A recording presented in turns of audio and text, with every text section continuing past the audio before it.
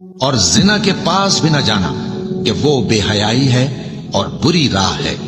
اور جس جاندار کا مارنا اللہ نے حرام کیا ہے اسے قتل نہ کرنا مگر جائز طور پر، یعنی بفتوائے شریعت۔ اور جو شخص ظلم سے قتل کیا جائے ہم نے اس کے وارث کو اختیار دیا ہے کہ ظالم قاتل سے بدلہ لے، تو اس کو چاہیے کہ قتل کے قصاص میں زیادتی نہ کرے کہ وہ منصور و فتح یاب ہے، اور یتیم کے مال کے پاس بھی نہ پھٹکنا مگر ایسے طریق سے کہ بہت بہتر ہو، یہاں تک کہ وہ جوانی کو پہنچ جائے، اور عہد کو پورا کرو